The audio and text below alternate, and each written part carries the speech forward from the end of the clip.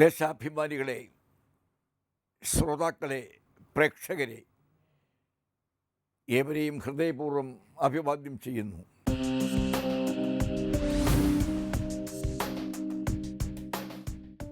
മൂന്നാം ഘട്ട ഉപതെരഞ്ഞെടുപ്പിൻ്റെയും അതുമായി ബന്ധപ്പെട്ട ആരവങ്ങൾ ഇന്നലെ കൊണ്ട് ഏറെക്കുറെ നിലച്ചിരിക്കുന്നു. ഇടക്കാല തെരഞ്ഞെടുപ്പുകളും സാങ്കേതിക കാരണങ്ങളാൽ മാറ്റിവെച്ച നിയോജക മണ്ഡലങ്ങളിലെ തെരഞ്ഞെടുപ്പുകളും എല്ലാം ഇന്നലെ കൊണ്ട് അവസാനിച്ചിരിക്കുകയാണ്. ഒരുപക്ഷെ കേരളത്തിൽ നടന്ന ഏറ്റവും വാശിയേറിയ തെരഞ്ഞെടുപ്പുകളിൽ ഒന്നായിരുന്നു ഇന്നലെ പാലക്കാട്ട് കണ്ടത്.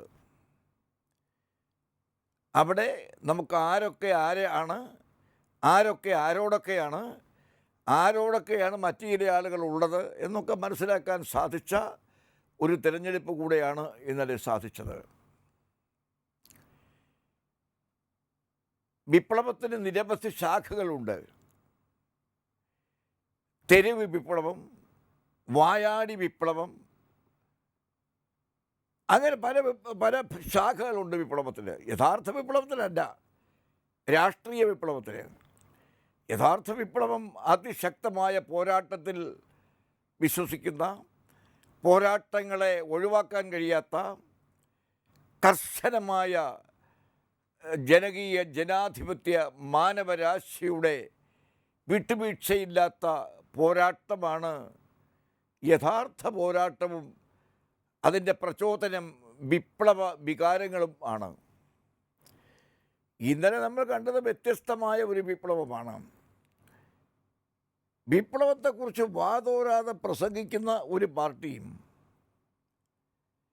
ആ പാർട്ടി, അതായത് ഒരു ചരിത്രപരമായ ഒരു കാര്യം പറഞ്ഞാൽ 1927 കൂടിയാണ് കമ്മ്യൂണിസ്റ്റ് പാർട്ടി ഇന്ത്യയിൽ ഏകദേശം രൂപമെടുത്ത് അതിൻ്റെ പ്രവർത്തനത്തിന് തുടക്കം കുറിച്ചത്. 32 കേരളത്തിൽ ആ പ്രസ്ഥാനം വേറുറയ്ക്കാനും ശക്തിപ്പെടാനും ഒക്കെ തുടങ്ങിയത്. അതൊക്കെ ചരിത്രത്തിലെ മറ്റു ചില കാര്യങ്ങൾ. ആ വിപ്ലവം അർത്ഥമാക്കിയത് ജന്മിക്കെതിരെ, ജന്മിത്വത്തിനെതിരെ, മുതലാളിത്വത്തിന് എതിരെ, യജമാനവാഴ്ചയ്ക്ക് എതിരെ, സമ്പന്നാധിപത്യങ്ങൾക്ക് എതിരെ, സവർണാധിപത്യങ്ങൾക്ക് എതിരെ, കർഷകനും തൊഴിലാളിയും അവശനും ആർത്തനും ആലംബഹീനനും ആയ മനുഷ്യൻ അവൻ്റെ വികാര വിക്ഷോഭങ്ങളെ വൈകാരിക ആയുധമാക്കി രൂപപ്പെടുത്തിയെടുത്ത ഒരു രാഷ്ട്രീയ വിപ്ലവ ചിന്തയാണ് കമ്മ്യൂണിസത്തെ തുടർന്ന്. മാർക്സിസവും കമ്മ്യൂണിസവും ചെറിയ വ്യത്യാസമുള്ള കാര്യങ്ങളാണ്. ആ കമ്മ്യൂണിസത്തിൻ്റെ വിപ്ലവ ശൈലിയായി സ്വീകരിച്ചത് വിട്ടുവീഴ്ചയില്ലാത്ത വിപ്ലവത്തിൻ്റെ പ്രത്യയശാസ്ത്രമാണ്. അതിൻ്റെ ഒരു വേലിയേറ്റവും വിളയാട്ടവും ആണ് നമ്മൾ ഇന്നലത്തെ തെരഞ്ഞെടുപ്പിൽ പാലക്കാട്ട് കണ്ടത്. പാലക്കാട് രാഷ്ട്രീയ പ്രബുദ്ധരായ ജനങ്ങളുടെ പ്രദേശമാണ്. വിവേകശാലികളും വിദ്യാസമ്പന്നരും സാമൂഹ്യ ബോധമുള്ളവരുമായ ഒരു പരമ്പരാഗത ജനതയുടെ നാടാണ് പാലക്കാട്. അവിടെ ജാതി മത സംഘർഷങ്ങൾക്ക് വലിയ സ്ഥാനമില്ലാത്ത ഒരു പ്രദേശമാണ്. മതേതരത്വം എന്ന് നാം ജനാധിപത്യത്തിൽ പറയാറുള്ള മതസൗഹാർദ്ദ ബോധം നൂറ്റാണ്ടുകൾക്ക് മുമ്പേ പുലർന്നും നിലനിന്നും പോന്ന പ്രദേശമാണ് പാലക്കാട്. പക്ഷെ അവിടെ ജാതിയും മതവും കുത്തിവച്ചാൽ വളരെ വേഗം ഫലമുണ്ടാകുമെന്ന് കണ്ടാണ് കേരളത്തിൽ എല്ലാ കാലത്തും കമ്മ്യൂണിസ്റ്റ് മാർക്സിസ്റ്റ് പാർട്ടി പ്രവർത്തിച്ചിട്ടുള്ളത്. കമ്മ്യൂണിസ്റ്റ് മാർക്സിസ്റ്റ് പാർട്ടി എന്ന ആ പാർട്ടിയെ വിളിക്കാമോ എന്ന് അതിലെ വിപ്ലവകാരികളും ശാസ്ത്രകാരന്മാരും ആരോപിക്കേണ്ടതാണ്. കമ്മ്യൂണിസവും മാർക്സിസവും തമ്മിൽ സ്ഥായിയായ ചില വ്യത്യാസങ്ങളുണ്ട്. മാർക്സിസം തന്നെയാണോ കമ്മ്യൂണിസം എന്ന് അതുമായി സഞ്ചരിക്കുന്ന ആളുകൾ ആത്മപരിശോധന നടത്തേണ്ട സമയമായിരിക്കുകയാണ്. ഒരു പ്രത്യയശാസ്ത്ര മീമാംസ എന്ന നിലയിലാണ് മാർക്സ് തൻ്റെ ആശയങ്ങളെ വിശദീകരിച്ചതും വിളംബരം ചെയ്തതും. പക്ഷെ അത് ഭരണം പിടിച്ചെടുക്കാനുള്ള ഒരു നൂതന സരണിയും സംരംഭവുമാക്കി അതിനെ മാറ്റി കൺവെർട്ട് ചെയ്ത് എടുത്തത് ഇന്ന് പലയിടത്തും അധികാരത്തിലിരിക്കുന്ന ചുമന്ന കൊടി അലങ്കാരമായി സ്വീകരിച്ചിട്ടുള്ള പാർട്ടിയാണ്. അവർ അരിവാൾ ചുറ്റിക നക്ഷത്രമൊക്കെ അടയാളമാക്കിയും സ്വീകരിച്ചിട്ടുണ്ട്. അരിവാളിൻ്റെ ആവശ്യം ഇപ്പോഴുണ്ടോ എന്നുള്ളത് വേറൊരു കാര്യം. കാരണം കൃഷിയൊക്കെ ജനങ്ങളിൽ നിന്ന് കൈവിട്ടു പോയി. അധ്വാനിക്കുന്ന അവശവർഗത്തിൻ്റെ ശബ്ദം അധികാരത്തിൻ്റെ ദന്തഗോപുരങ്ങൾ വരെ കൊണ്ടെത്തിക്കാനും അധികാരത്തിൻ്റെ സിംഹാസനങ്ങളിൽ കർഷകനും തൊഴിലാളിക്കും ഇരിപ്പിടം ഉണ്ടാക്കാനും യത്നിച്ച ഒരു പുതിയ ദിശാമുഖമാണ് മാർക്സിയൻ പൊളിറ്റിക്കൽ ഐഡിയോളജിയിലൂടെ. അതിനെ ഒരു പൊളിറ്റിക്കൽ ഐഡിയോളജി എന്ന് ശാസ്ത്രീയമായി പറയാൻ പാടില്ല, എങ്കിലും അങ്ങനെയാണ് നാം ഇപ്പോൾ പറയുന്നതും വിവക്ഷിക്കുന്നതും പറയേണ്ടതും. അതിലൂടെ കൊണ്ടെത്തിച്ച മാർക്സ് വാസ്തവത്തിൽ ദുരുദ്ദേശങ്ങളില്ലാത്ത ഒരു സാമ്പത്തിക ശാസ്ത്ര ദർശനമാണ് പുതിയ തലമുറയ്ക്ക് വേണ്ടി വിളമ്പി വിതരണം ചെയ്തത്. പക്ഷെ അതൊക്കെ എത്ര വേഗം തകിടം മറിയുകയും എത്ര വേഗം ലക്ഷ്യത്തിൽ നിന്ന് വിഭ്രാന്തമാവുകയും എത്ര വേഗം ആ ദർശനങ്ങളുടെ മഹത്വം തമസ്കരിക്കപ്പെടുകയും ചെയ്തുവെന്ന് നല്ല മാർക്സിസ്റ്റുകളും നല്ല കമ്മ്യൂണിസ്റ്റുകളും ആലോചിക്കേണ്ടതാണ്. കമ്മ്യൂണിസവും മാർക്സിസവും തമ്മിൽ നേരിയ വ്യത്യാസമുണ്ട്. താത്വിക വിഷയങ്ങളിൽ, ശാസ്ത്രീയമായ വിശകലനത്തിൽ. പക്ഷെ ഇവിടെ എന്താണ്? ഇവിടെ കോൺഗ്രസ് അല്ലാത്തതെല്ലാം കമ്മ്യൂണിസ്റ്റും BJP എന്ന് പരസ്യമായി പറയാത്തതെല്ലാം കമ്മ്യൂണിസ്റ്റും ആയി തൂത്തുവാരി ലേലത്തിൽ പിടിച്ചെടുക്കുന്നത് പോലെ എടുത്ത ഒരു വിഭവമാണ് ഇന്ന് ഇന്ത്യയിലെ കമ്മ്യൂണിസ്റ്റ് പാർട്ടി. അവരെ കുറ്റം പറഞ്ഞിട്ട് കാര്യമില്ല. റഷ്യ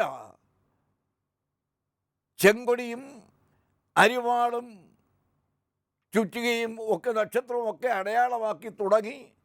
പിന്നെ ക്രമേണ ചിലതൊക്കെ എടുത്തു കളഞ്ഞു. ആ പാർട്ടി പരമ്പരാഗത റഷ്യ സാർ വംശജർ ശീലിച്ചു പോന്ന നടത്തിപ്പോന്ന സമ്പ്രദായങ്ങൾക്കെതിരെ ഇവർക്ക് തോന്നിയതെല്ലാം അഴിച്ചു വിട്ടുകൊണ്ട് ഭരണകൂട മേധാവിത്വം പിടിച്ചെടുക്കുകയാണ് ചെയ്തത്. ആ ഭരണകൂട മേധാവിത്വത്തെ കമ്മ്യൂണിസം എന്ന് പറയാൻ പോകും. ഭരണാധികാരി വർഗത്തെ നിഷ്പ്രഭരും നിഷ്കാസിതരും നിശ്ചേഷ്ടരും നിശബ്ദരുമാക്കി കഴിഞ്ഞാൽ പിന്നെ വരുന്നവരെ കമ്മ്യൂണിസ്റ്റ് എന്ന് പറയാമോ? അങ്ങനെ വരുന്നവരെയാണോ കമ്മ്യൂണിസ്റ്റ് എന്ന് പറയേണ്ടത്? അങ്ങനെയെങ്കിൽ ആ കമ്മ്യൂണിസ്റ്റ് ഭരണമാണ് റഷ്യയിൽ തുടക്കം കുറിച്ചത്. ആ റഷ്യയുടെ കമ്മ്യൂണിസം എവിടെ ചെന്ന് നിൽക്കുന്നു? എന്തായി മാറി കിടക്കുന്നു? സാധാരണക്കാരനെയും സമാധാനകാംക്ഷികളെയും ഉപദ്രവിക്കാതെ വിട്ടയക്കാനുള്ള മനോഭാവം പ്രത്യേകം മാർക്ക് ചെയ്തിട്ടുള്ള മാർക്സിനെ അവർ ഓർമ്മിച്ചോ എവിടെയെങ്കിലും വച്ച്? ഉക്രൈനിൻ്റെ നേരെ എന്താണ് അവർ കാണിച്ചത്? ഇപ്പോഴും കാണിച്ചു കൊണ്ടിരിക്കുന്നത് എന്താണ് അവരുടെ മോഹം? സാമ്രാജ്യവാദികളുടെ കുത്തക മുതലാളിത്വത്തിൻ്റെ മൊത്ത വ്യാപാരികളെ തങ്ങളുടെ പക്ഷത്താക്കിക്കൊണ്ട് കമ്മ്യൂണിസം സായുധ ജൈത്രയാത്ര നടത്തുന്ന രംഗമാണ് നാം ഇപ്പോൾ റഷ്യയിലൂടെ കാണുന്നത്. ഒരു സായുധ ജൈത്രയാത്രയിൽ പുളകമണിഞ്ഞു നിൽക്കുന്ന പാർട്ടിയായിട്ടാണോ കമ്മ്യൂണിസ്റ്റ് പാർട്ടിയെ വിഭാവനം ചെയ്തത്? അഥവാ മാർക്സിയൻ പൊളിറ്റിക്കൽ ഐഡിയോളജിയെ ചർച്ച ചെയ്യാൻ തുടങ്ങിയത്? അല്ല. അപ്പോൾ ആ പശ്ചാത്തലം നാം മറന്നു പോകരുത്.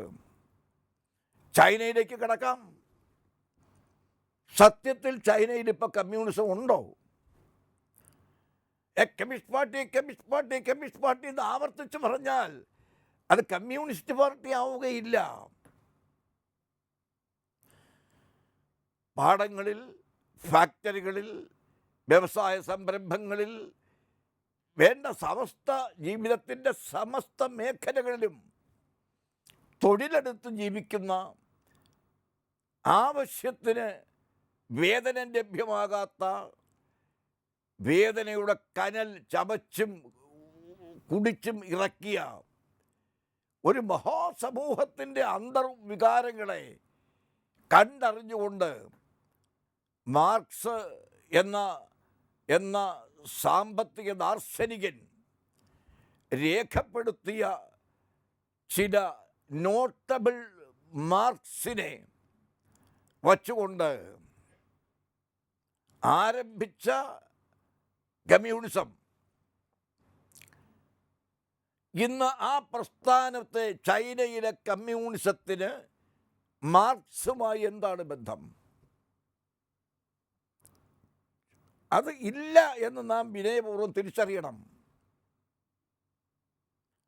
ആധിപത്യവും അധികാരവും കൈവശം വച്ചിരുന്ന ചക്രവർത്തി, രാജകീയ യജമാന കുടുംബങ്ങളിൽ നിന്ന് അത് മടക്കി പിടിക്കാൻ ശബരിമല കയറ്റം കയറുന്നവൻ 18-ാം പടി ശരണം എൻ്റെ അയ്യപ്പോ എന്ന് പറയുന്നത് പോലെ അവൻ്റെ 18-ാം പടി ശരണം, ആ അയ്യപ്പൻ്റെ ശരണം പിടിയുടെ പിന്നിൽ എനിക്ക് അനായാസം ശബരിമല പീഠത്തിൻ്റെ ശബരിമലയിലെ ശാസ്താവിഗ്രഹത്തിൻ്റെ ആ മഹാധന്യപ്രതിഷ്ഠയുടെ മുൻപിലെത്താൻ സഹായിക്കണമേ എന്ന അഭ്യർത്ഥനയാണുള്ളത്. അത് ഒരു ലക്ഷ്യത്തിന് വേണ്ടിയുള്ള മുദ്രാവാക്യം, ശരണം വിളിയാണ്.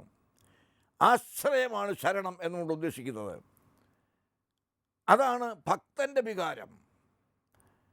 ഇവിടെ മാർക്സിനെ ഉദ്ധരിച്ചത്, എംഗൽസിനെ ഉദ്ധരിച്ചത്, ലെനിനെ ഉദ്ധരിച്ചത്, ഇങ്ങോട്ട് വന്നപ്പോൾ ചെഗുവേരയെ വഴി വെച്ച് കിട്ടി, ചെഗുവേരയെ ഉദ്ധരിച്ചത് ഒക്കെ അധികാരം അതിവേഗം കയ്യിലെത്തിക്കുന്നതിനുള്ള കുറുക്കു വഴികൾ കണ്ടെത്താൻ വേണ്ടിയാണ്.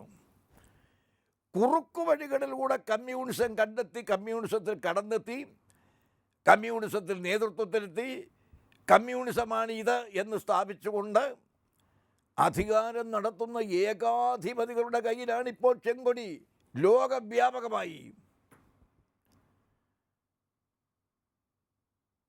ആ ഏകാധിപത്യം ചുവന്ന ഏകാധിപത്യമാണ്.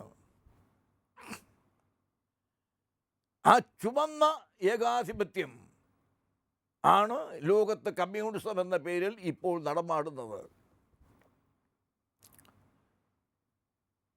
അതിൻ്റെ ഭാഗമാണ്, അതിൻ്റെ അംശങ്ങളാണ്. അത് പൊരിച്ച പാത്രത്തിൽ ഉണ്ടായിരുന്ന ചെറിയ അവശിഷ്ടങ്ങളുടെ മണവും ദുർഗന്ധവും രണ്ടും മിക്സ് ചെയ്തതാണ് നാം ഇന്ന് ലോകത്തെവിടെയും കാണുന്ന കമ്മ്യൂണിസത്തിൻ്റെ വേരും കാണ്ഡവും ഇലയും ഇതളുകളും എല്ലാം.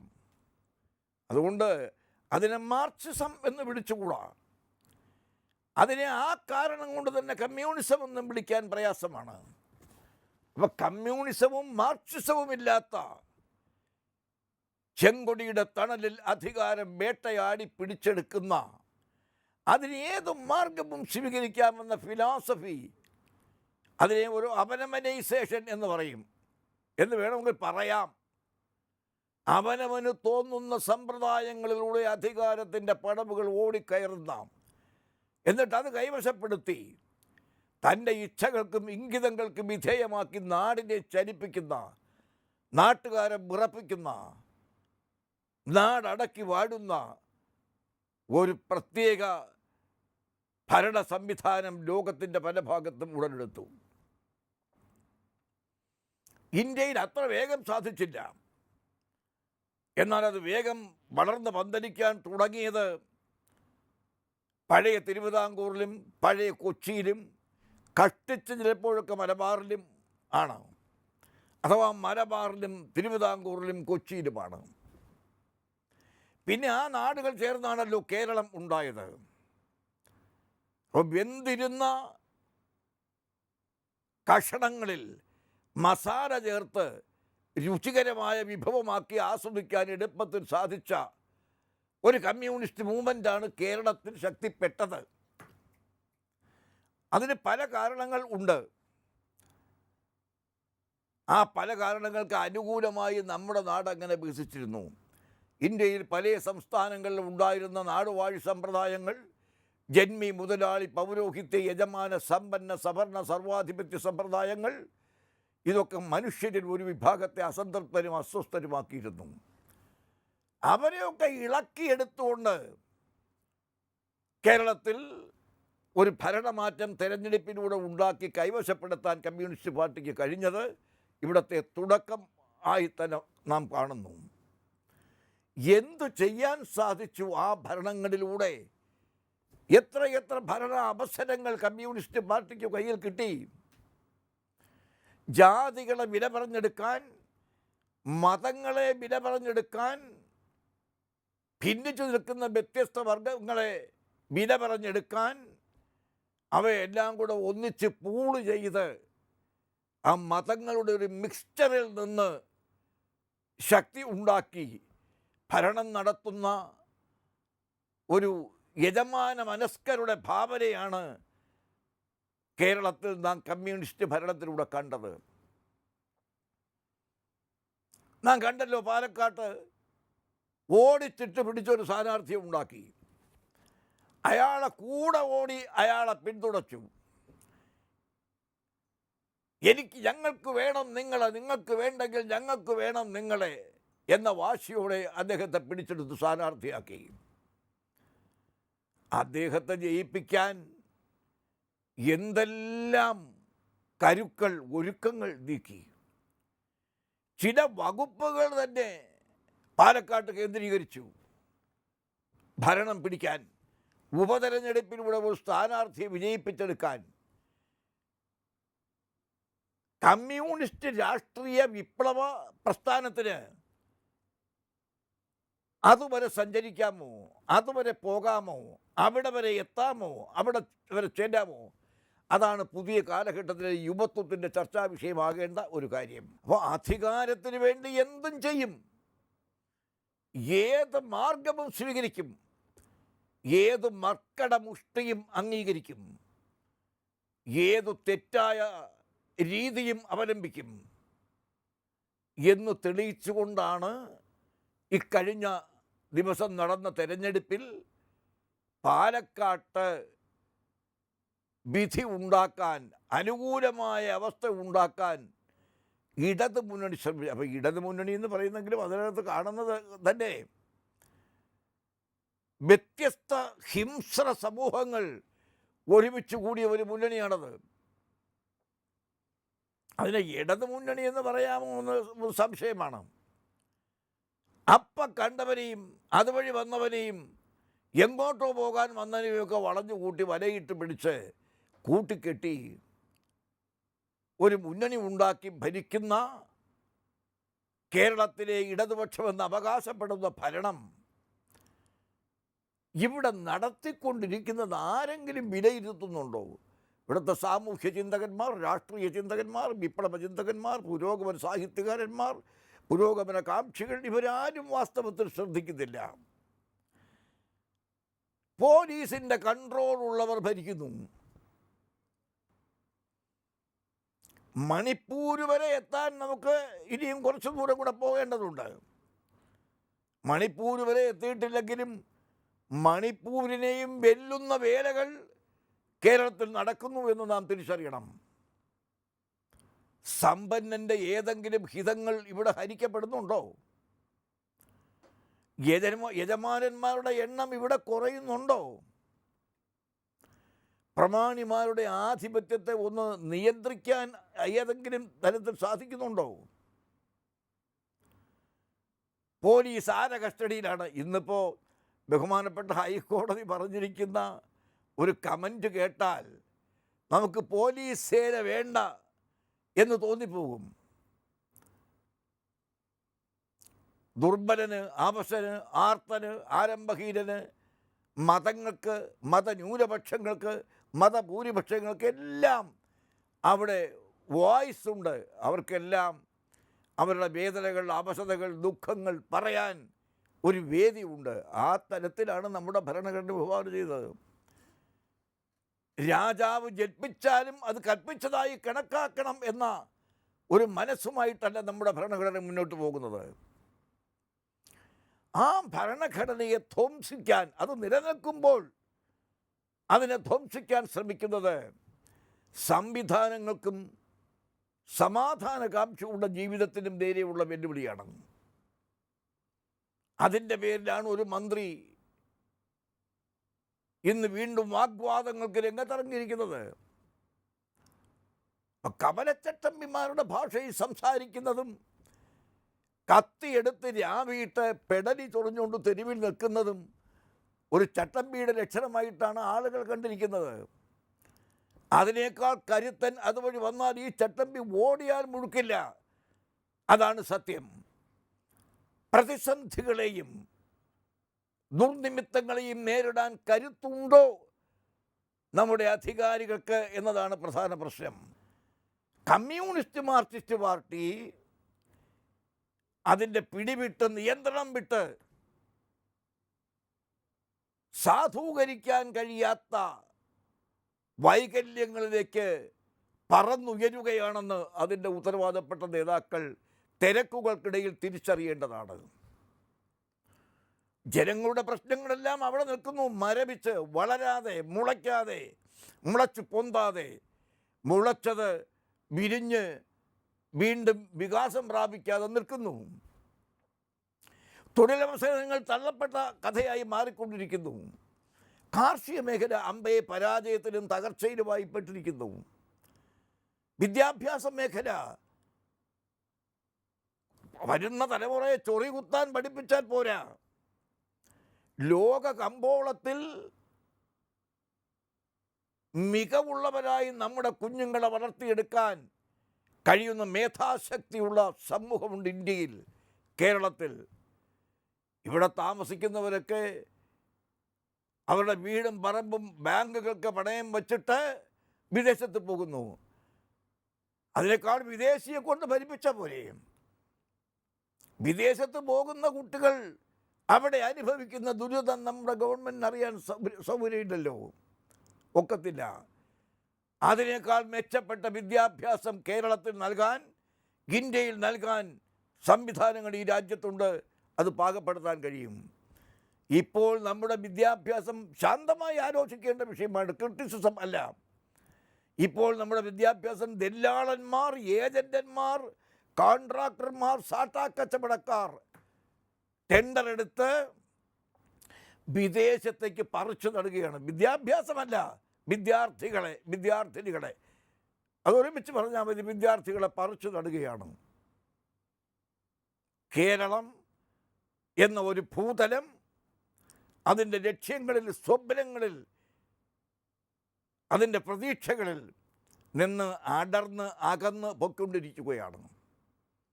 അതിൻ്റെ റിമോട്ട് ആരുടെ കയ്യിലാണെന്ന് നാം ആലോചിക്കേണ്ട സമയമായിരിക്കുന്നു. ഈ രാജ്യത്തെ വിവേകശാലികൾ ഈ വിഷയത്തിൽ ശ്രദ്ധിക്കുകയോ ശ്രദ്ധിക്കേണ്ടവരുടെ ശ്രദ്ധയിൽപ്പെടുത്തുകയോ ചെയ്യേണ്ട സമയമായിരിക്കുന്നു. ഈ അവസരത്തിലാണ് പാലക്കാട്ടെ ഇന്നലത്തെ തെരഞ്ഞെടുപ്പിൽ നാം കാണേണ്ടത്.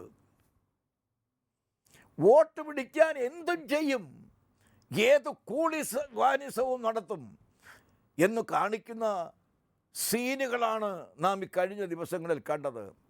പ്രചരണവേളയിൽ കണ്ടത്, പോളിംഗ് അന്തരീക്ഷത്തിൽ കണ്ടത്, പോളിംഗ് ഉദ്യോഗസ്ഥന്മാരുടെ നടപടിയിൽ കണ്ടത്, പോലീസിൻ്റെ പ്രവർത്തനത്തിൽ കണ്ടത്.